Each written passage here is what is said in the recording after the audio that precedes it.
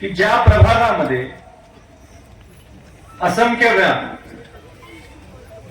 आमदार होण्याच्या आधी येण्याचा योग आला, कृष्णा विश्वविद्यापीठाच्या माध्यमातून, कृष्णा हॉस्पिटलच्या माध्यमातून मोफत आरोग्य उपचार देण्याच्या बाबतीमधलं काम आपण मागच्या काळामध्ये करू शकलो. आणि ज्या प्रभागामध्ये येत असताना नेहमी एक स्वप्न मनामध्ये घेऊन आम्ही येत होतो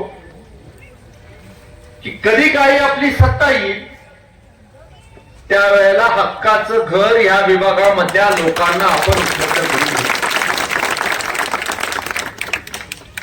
आपण थोडस इतिहासामध्ये जाऊया. आपल्या मलकापूर गावाची निर्मिती झाली, आपल्या गावाचं रूपांतर मोठ्या गावामध्ये झालं, गावाचं रूपांतर नगरपंचायतीमध्ये झालं, नगरपंचायतीचं रूपांतर नगरपालिकेमध्ये झालं. आणि अशा पद्धतीनं आपल्या गावची लोकसंख्या वाढत असताना या परिसरामध्ये साधारण 6 एकर आपल्या या परिसरामध्ये आगाशी डोंगराच्या पायथ्याशी 6 हेक्टर जागा आहे आणि 6 हेक्टर जागेमध्ये काही गोरगरीब समाजातल्या लोकांना स्थलांतरित करण्याच्या बाबतीमध्ये काम झालं. ज्या सातत्यानं एक स्वप्न घेऊन आपल्या मनामध्ये जीवनामध्ये कष्ट करणारे, समाज उभा करण्याचं काम करणारे,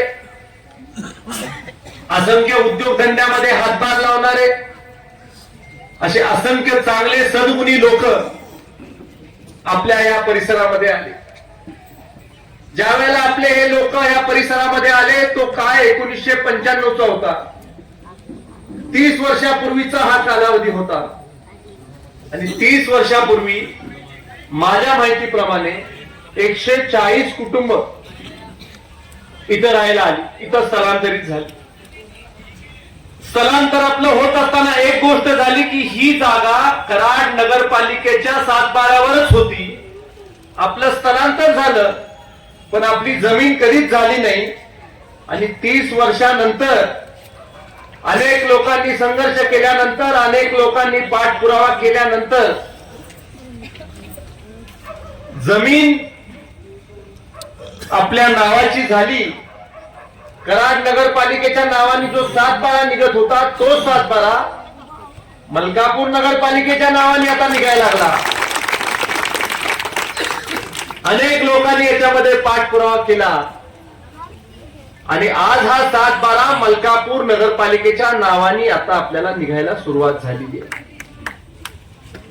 केंद्रामध्ये आदरणीय नरेंद्र मोदी साहेबांचं सरकार 2014 साली आलं आणि मोदीजींचं सरकार सत्तेमध्ये आल्यानंतर पहिला कार्यक्रम मोदीजींच्या सरकारने घेतला होती की प्रधानमंत्री आवास योजनेच्या माध्यमातून या देशामधल्या गोरगरीब माणसाला हक्काचं घर द्यायचं. प्रधानमंत्री आवास योजनेच्या माध्यमातून या देशामध्ये मागच्या 10 वर्षामध्ये 2014 पासून 2024 पर्यंत 3 कोटी घरं देण्याचं काम केंद्र सरकारने मोदीजींच्या माध्यमातून केलं. प्रधानमंत्री आवास योजनेमधनं जे घर दिलं होतं केंद्र सरकारने, त्या एका माता भगिनीच्या घरी जाऊन चहा पिण्याचा कार्यक्रम हा मोदीजींनी केला. आणि ते घर हे प्रधानमंत्री आवास योजनेमधलं आहे. इतकं चांगलं आहे हे खऱ्या अर्थानं या देशामधल्या नागरिकांना मोदीजींनी दाखवून दिलं. मागच्या 10 वर्षामध्ये आपल्या समोर अडचण काय होती की प्रधानमंत्री आवास योजनेसाठी पैसे सरकार देत होतं पण 7/12 आपल्या नावावर नसल्यामुळे, मलकापूर नगरपालिकेच्या नावाने 7/12 नसल्यामुळे आपली जमिनीचा 7/12 नावाने नाही, म्हणून आपल्याला प्रधानमंत्री आवास योजनेचे पैसे उपलब्ध होत नव्हते. 2.5 लाख रुपयाचा निधी हा प्रधानमंत्री आवास योजनेच्या माध्यमातून आपल्याला उपलब्ध होतोय. मोदीजींचं सरकार तिसऱ्यांदा आलं त्यावेळेला मोदीजींच्या सरकारने पहिल्या कॅबिनेटच्या मीटिंग मध्ये निर्णय घेतला की या 5 वर्षामध्ये आणखीन 3 कोटी घरं मोदी साहेबांच्या सरकारला करायचे. म्हणजे वर्षाला 60 लाख घरं हे मोदी साहेबांच्या सरकारला आता करायचे. आणि आपलं सगळ्यांचं सुदैव आहे की केंद्रामध्ये मोदीजींचं सरकार आहे, भारतीय जनता पार्टीचं.